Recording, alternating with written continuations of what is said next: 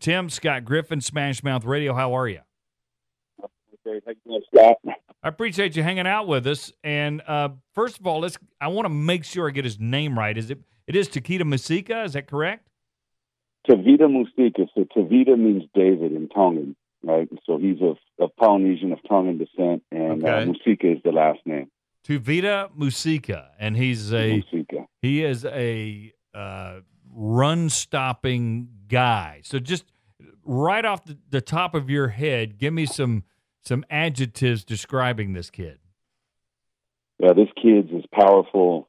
A kid as I mean, he's 6'2", 350 pounds, and he's what you see in the NFL in 3-4 defenses as the guy that can anchor down the middle. Extremely powerful hands, long arms. He's got 33-inch arms, and plays with that natural leverage, that low center of gravity. So anytime you can set a defense with someone right on the ball that's as strong and as powerful and as active as he is, I mean, he's a really good athlete for a big kid. And you guys are going to have a lot of fun. Coach McCoy is going to have all kinds of fun and doing different things with him, because he's not just not just a guy that can play head up on the center. He can move across the D line and do different things. And it's going to allow Coach McCoy to be multiple. You know, at any time they can be in 3-4 stuff. They can move into 40 stuff on defense and be disruptive. So he can slide the gaps. He can do pretty much whatever. Wow. So there was a lot of talk about his actual height. Didn't you just say 6'2"?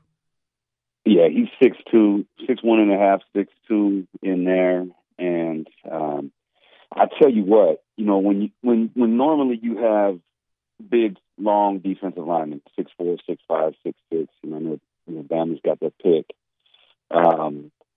It's actually really good to have someone with that low center of gravity, what we call natural leverage, to where when you're seeing all these spread offenses, but then you got to go play Bama for either an SEC championship or a national championship, or you could play Georgia, you know, and they're going to be physical and they're going to run the ball. You know, it may be 15-20% of your defense when you get into those sets, but when you can be great in those sets and win those short yardage situations, win those physical first downs, and you have a guy that can do it, I think it's extremely important.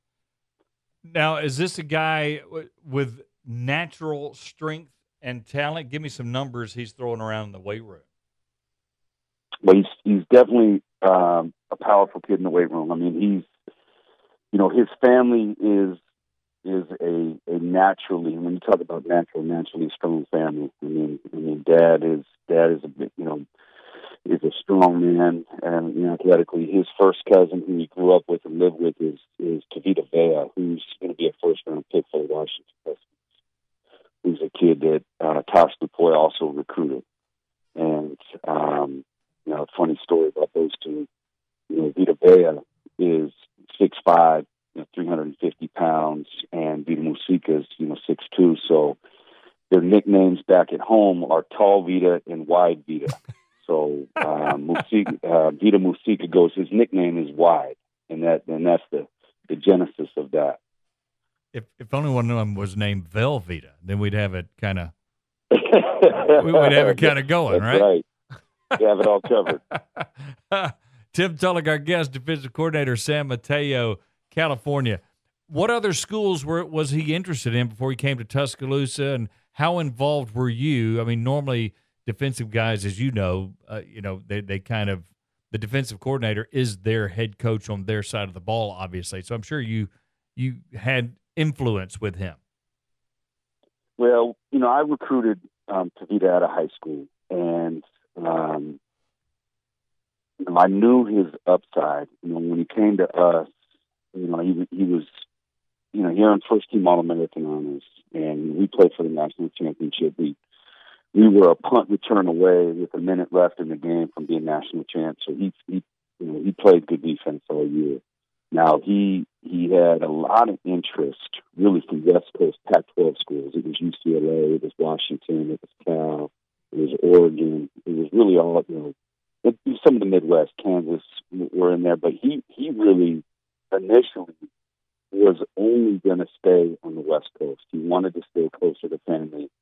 And this was all until Coach Lupoi got involved. And I think everybody knows Coach Lupoi's recruiting prowess, and knows what a great recruiter, and arguably the best recruiter in the nation. But the thing that I think a lot of people don't know about Tosh is how good of a ball coach he is. I mean, he is one of the best defensive line technicians in football, if not the best. And now with his role as defensive coordinator, I mean, don't be surprised if that defense is even better this year, because he's going to do more things up front. He's going to be, advanced in the way that they, attack things. I'll tell you, but his prowess goes all the way back. I mean, I was at his wedding. Him and I are close, and I trust Tosh. I was at his wedding, and the table that we sat at was nothing but first round D-line picks, and the kid from Cameron Gordon from the Saints, Tyson Alualu, who was Jacksonville, and Tosh single-handedly recruited and coached all of those guys. And so I think everyone in Alabama kind of knows what a recruiter is, but I don't know if anyone really knows history-wise how good of a ball coach he is. And when Tevita had an opportunity to go play for Tosh and knowing what they're going to be doing up front in his defense this year, no-brainer for him. And kind of go into Tosh, because when I see him on the practice field, I mean, he's after guys. He's not unfair. I'm sure he's a lot like you, but he's holding guys accountable, yet he seems to they trust him and want to play for him. What does that connect, you think? You know what it is? It's passion.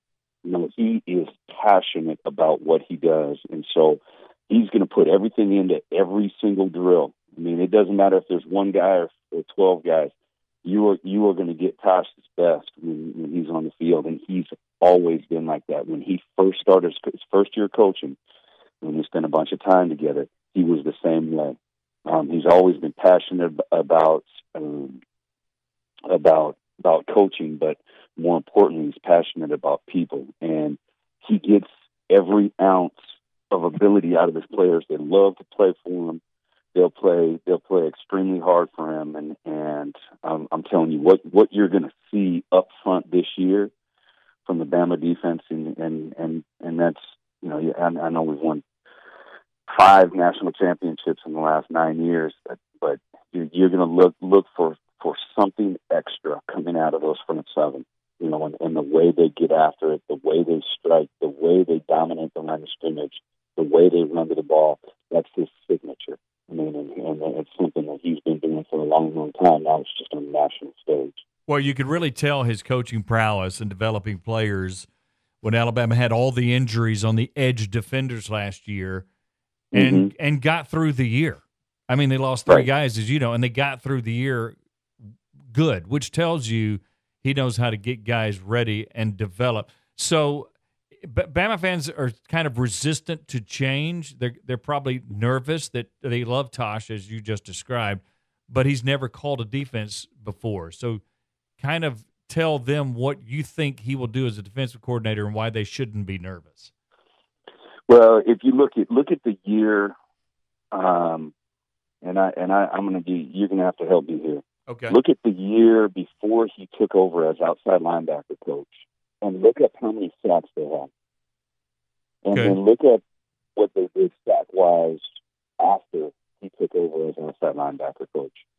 I don't know if you have a stat guy that can look that up, but you just watch how active his guys are, and when you can put his stamp on the entire front, on the entire defense, and with the different games that they're going to be able to play. I mean, he's a Pete Jensen disciple, so he learned from the best as far as hand placement and eyes and the way you attack offensive linemen, but the way he's going to attack protections, the different games and shifts that he's going to do, and just, again, the intensity that those guys play with up front.